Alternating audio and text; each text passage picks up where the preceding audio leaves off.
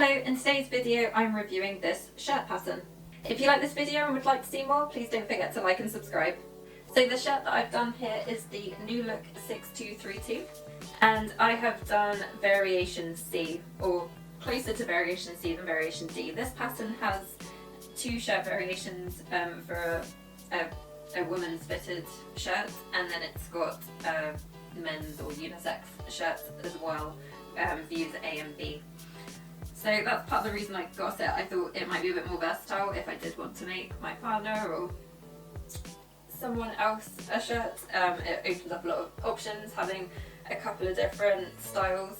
I decided to do the women's shirt pattern on this occasion just because I'm doing it as part of a course locally. I felt that having the added darts, the bust darts and the back darts would be quite interesting. Whereas on the men's version there is a box pleat at the back, which obviously is an interesting element as well, but I thought on this occasion I'll do the women's version first, as I could fit it as I went along in the class, as I wouldn't have had someone like Phil there. But in future, then I've also got the men's version on hand. So I cut out a size 14, but I did do a slight adjustment, which I'll explain later. Okay, so for the fabric that I've used here, I've used this lovely cotton poplin fabric. It's a butterfly print in the aqua colourway, and I think it's still available on the Minerva Craft website, so I will link it possibly in my blog post if you do want to look at that fabric. And I've added some contrast, so I've got some yellow here for the sleeve placket. I've lined the cuffs with this yellow cotton poplin. Underneath the collar is this yellow cotton poplin, and if I can undo this button, you can see I've also done the collar stand in that yellow fabric as well. So just a quick note on the fabric, I've never actually used any fabric from Minerva Craft before, but yeah, I really like this butterfly print. It looks slightly different to the image on the screen when I was looking at it, but actually it's probably an even better colour in person than what I thought it was going to look like, so I'm actually pleased with that result. It's really nice to work with, it's easy to press, it looks like it's easy to wash. I have pre-washed it, so that came out fine. It was easy to iron afterwards, and yeah, in all the steps I've been able to press it where required. Same with the yellow fabric. So the yellow fabric I got much more locally to me, so there's a shop called Truro Fabrics, which I don't go into an awful lot because I've got so much fabric in my stash. I don't need to shop for fabric most of the time, I just shop my stash. I did want a fabric that would complement this butterfly print, and I didn't have one in a similar weight at home, so it was quite nice because I had the butterfly print fabric by that point, so I could bring it with me and try and find a yellow that went nicely with it. I did try to see if I could match any of the other colours because I do typically elevate towards yellow, and I thought maybe I should, branch out, maybe get an orange to go with it, but I couldn't find an orange, so I had to go to find. So in the end I had to go with my default of having yellow, which to be fair is my favourite colour, so that's fine.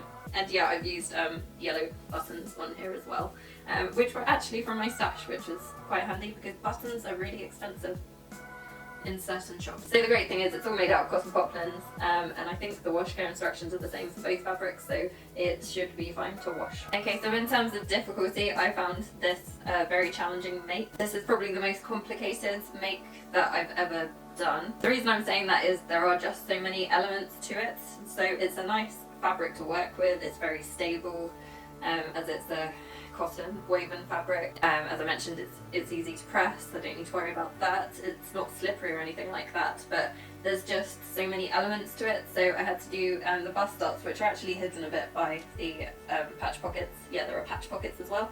There's also these darts on the back, which you have to stitch up.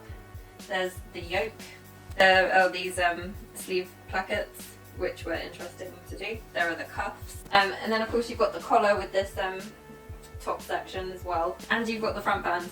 Not to mention, I think this pattern has 11 buttonholes and 11 buttons to go with it, so that was probably the bit that almost wrecked all the work in the end, because it turns out I thought I wasn't too bad with buttonholes, but when you've got 11 ahead of you, it is quite daunting.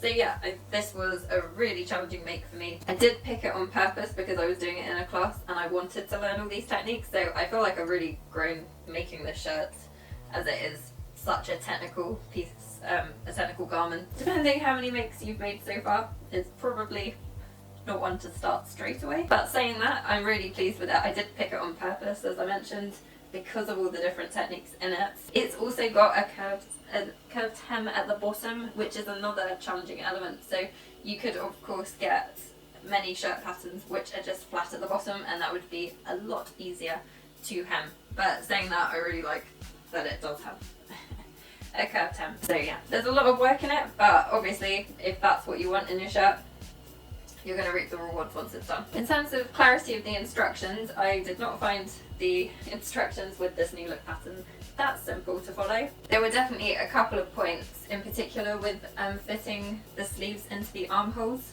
which just kind of left you to it. So there is a bit of assumed knowledge. It didn't tell you how to fit the sleeve in. So you know, when you put a couple of rows of stitching and you then draw it in to gather slightly but not enough so that you've got visible gathers, it's just to ease it into the armhole. It didn't tell you how to do that at all, so that's something to bear in mind. So you have to do a bit of your own research there.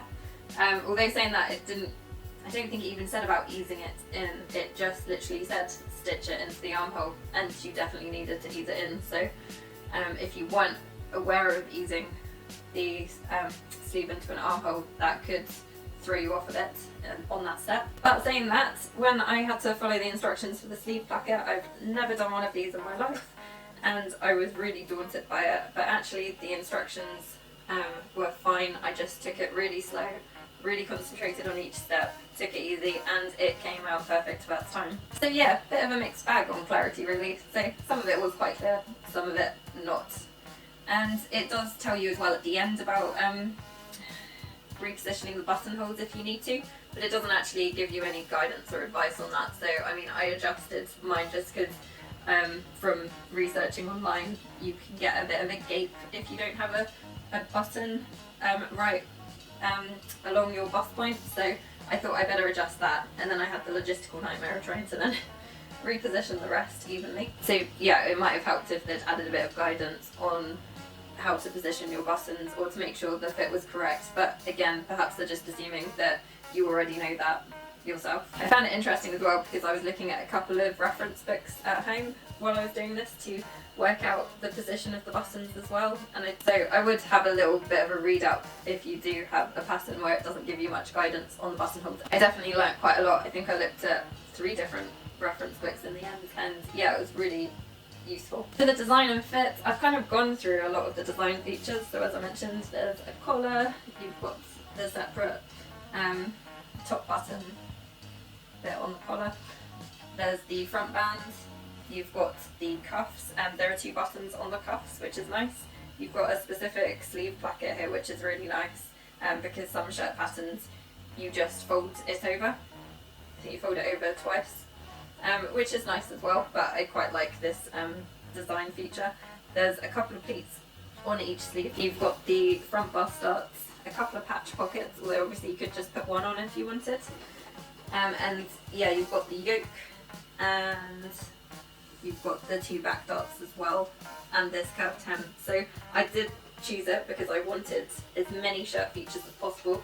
As I mentioned on my Make 9, I would like to make a men's shirt by the end of the year. So this has been amazing practice for that. In terms of fit, the pattern fits really well. In the class I was recommended to take it in about 1 inch on either side, which I have done, but I don't think it would have necessarily looked that bad if I had left the extra room in. Or perhaps I didn't need to take out quite so much as 1 inch. I think next time if I did make myself another one, I'd probably only take half 1 inch either side, because 1 inch is quite a lot. I also decided to use French seams on the inside, and I'm not sure if I'd bother with that next time. Time taken's a really difficult one because I've been gradually doing it over the last 3.5 months. It definitely took me a while to cut out. It took me about 3.5 hours. So there are quite a few pieces to cut out, but then I am quite slow and meticulous at that stage, so someone who's a bit more confident could probably do it in a much shorter time. This pattern is a really good slow burner, if that makes sense, so you could really take it into small sections if you did just want to focus on a bit one week or, you know, one evening, and you can really break it down into sections. So as I mentioned, it's very technical, so you can just kind of go, oh, I'm going to do this particular, you know, you could go, I'm going to do the sleeve plackets over the next day or two. There are so many different little elements to it. It's quite a nice project to do over a period of time. So although it has taken quite a bit of time, it's been really nice to just keep plodding on with it. Sometimes it's really tempting to just really bash through a project really quickly, whereas this one I have just taken my time and gone through it. Another thing to mention on the fit actually is that the sleeves fit me fine, and sometimes I find that buying stuff in a store that the sleeves are too short for me, so it might be that on someone else the sleeves are too long, but that's quite an easy adjustment that you can make. So overall, I think it's a really nice pattern if you want all of these shirt features in there, but obviously if you do want to pick and choose, there might be a simpler one out there for you. It does assume a bit of prior knowledge, so I wouldn't say it's a complete beginner's guide. You're probably best going for a different shirt pattern that is designed for beginners, or perhaps getting a few other projects under your belt beforehand. I'm not sure if I'd make another one again, just because I don't wear an awful lot of shirts. I don't do a job which requires me to be really smart and formal, and to be honest, in this fabric, I'm not sure that it would even class as a smart shirt. But yeah, I don't wear an awful lot of shirts in my free time either. I think I only own one other, and it's way more casual than this. But it's been really fun to make it, and I do think I will wear this one. It's kind of like my special shirt. And yeah, I'm quite looking forward to making one possibly for Phil in the near future. He did ask me to make him one about 7 years ago, so it's a long time coming.